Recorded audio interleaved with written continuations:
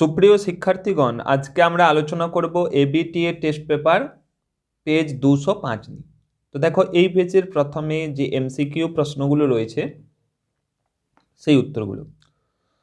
প্রথম প্রশ্ন, নদের চাঁদ তার স্ত্রীকে কত পাতার চিঠি লিখেছিল? উত্তর হবে ক 5 পাতার। পরের প্রশ্ন, ছুটি ফুরিয়ে এসেছে, কিসের ছুটি? উত্তর হবে গ গ্রীষ্মের ছুটি। পরের প্রশ্ন, আমি বাবু ভারী ধর্মভীরু মানুষ কথাটি বলেছে? উত্তর হবে গ গিরিশ মহাপাত্র। পরের প্রশ্ন দেখো, সেই হোক তোমার সভ্যতার শেষ পুণ্যবাণীটি কি? উত্তর হবে ক্ষমা করো, অর্থাৎ গ এর উত্তরটা ঠিক। পরের প্রশ্ন, অসুখী একজন কবিতায় কে মিষ্টি বাড়ির বারান্দার ঝুলন্ত বিছানায় ঘুমিয়েছিল? উত্তর হবে কবিতার কথক। পরের প্রশ্ন, অর্থাৎ ঘ এর উত্তরটা ঠিক হবে। পরের প্রশ্ন, মধ্যেতে যে কন্যাখানি সে ছিল? উত্তর হবে ক সংজ্ঞাহীন, অর্থাৎ তার কোনো জ্ঞান ছিল না। পরের প্রশ্ন, 4 খণ্ড রামায়ণ কপি করে একজন লেখক অষ্টাদশ শতকে নগদ পেয়েছিলেন? উত্তর হবে ক 7 টাকা। পরের প্রশ্ন, হিমালয় যেন পৃথিবীর মানদণ্ড উক্তিটি করেছেন? উত্তর হবে গ কালিদাস।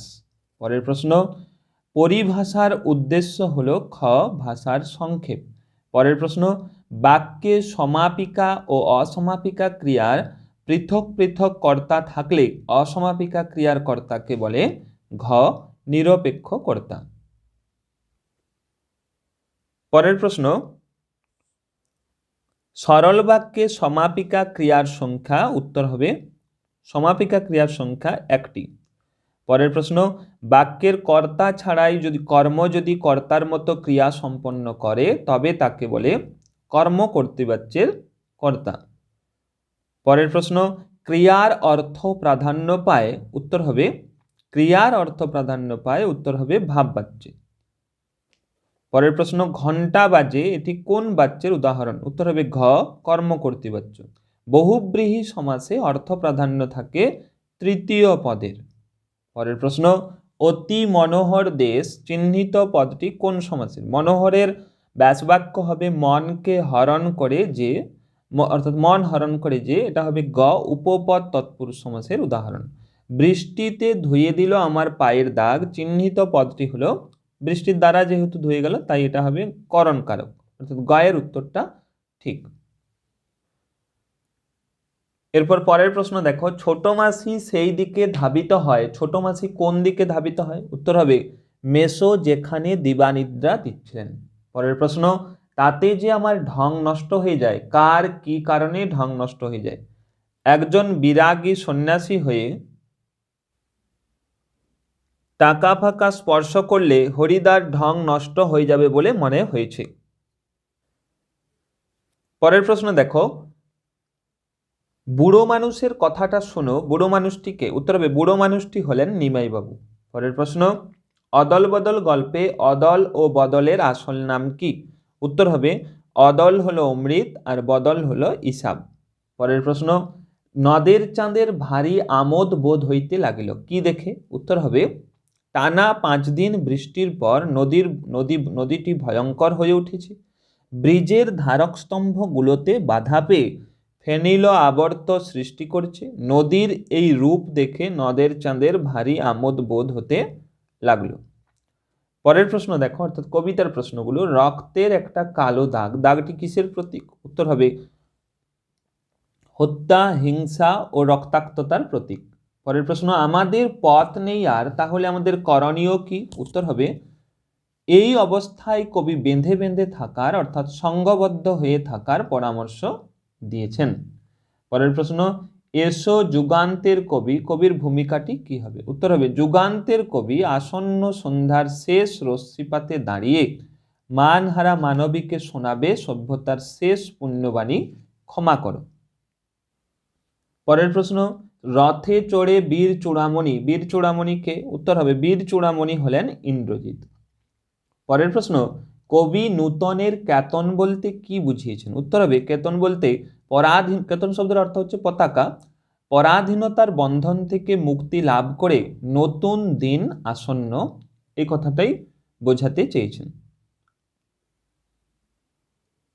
পরের প্রশ্ন, অল্প বিদ্যা যে ভয়ঙ্করী তার প্রমাণ লেখক কিভাবে পেয়েছেন? উত্তর হবে, প্রবাদটির অর্থ হলো সামান্য বিদ্যা বড় ভয়ানক। প্রাবন্ধিক একটি পত্রিকায় দেখেছিলেন অক্সিজেন বা হাইড্রোজেন স্বাস্থ্যকর বলে বৈজ্ঞানিক যুক্তি নেই, তারা জীবের বেঁচে থাকবার পক্ষে অপরিহার্য অঙ্গমাত্র। প্রাবন্ধিক এইভাবে প্রমাণ পেয়েছেন।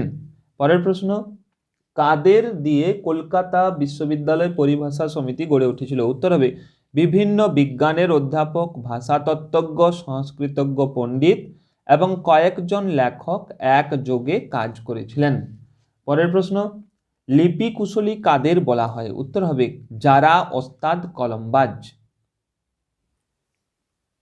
পরের প্রশ্ন দেখো, বাংলায় একটা কথা চালু ছিল, কথাটি কি? উত্তর হবে, কালি নেই কলম নেই বলে আমি মুন্সি। এরপর ব্যাকরণ প্রশ্নের উত্তরগুলো দেখে নাও।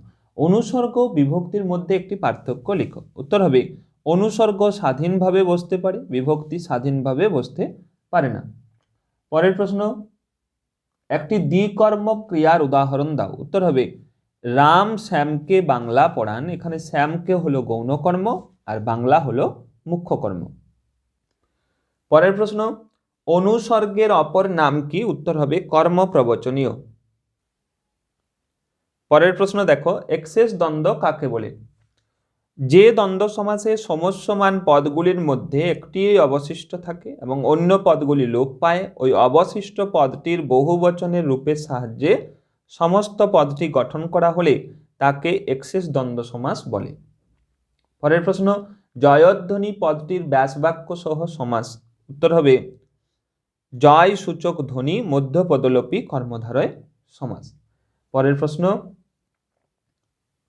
চরণ কমলের ন্যায় এটি সমাসবদ্ধ করে কোন সমাস লিখতে বলা হয়েছে? দেখো, চরণ কমল,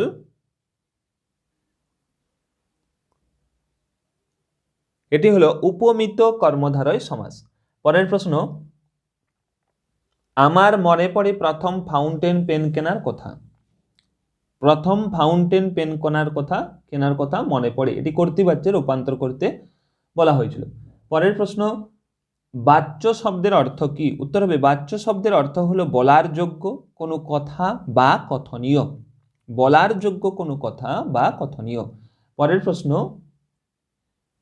বৃথা আশা মরিতে মরিতেও মরে না। যৌগিক বাক্যে পরিবর্তন, বৃথা আশা মর করে তবু মরে না। শেষ প্রশ্ন, বাক্যের প্রধান দুটি অংশ কি কি? উত্তর হবে, বাক্যের প্রধান দুটি অংশ হলো উদ্দেশ্য ও বিধেয়। এরপর এই পেজের বঙ্গানুবাদের উত্তরটা তোমরা দেখে নাও। দেখো, এই বঙ্গানুবাদটায় মোট 4টে লাইন আছে। প্রথম লাইনের উত্তর, শিক্ষকরা সমাজের মেরুদণ্ড হিসেবে সম্মানিত।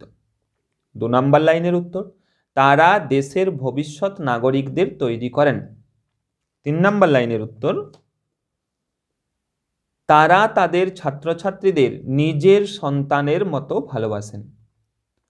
4 নম্বর লাইনের উত্তর, শিক্ষকরা সবসময় আমাদের জীবনে ভালো ও মহান মানুষ হয়ে উঠতে উৎসাহিত ও অনুপ্রাণিত করেন।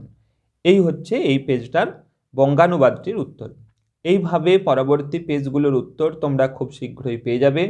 তাই চ্যানেলে নতুন হয়ে থাকলে অবশ্যই চ্যানেলটি সাবস্ক্রাইব করে রাখো।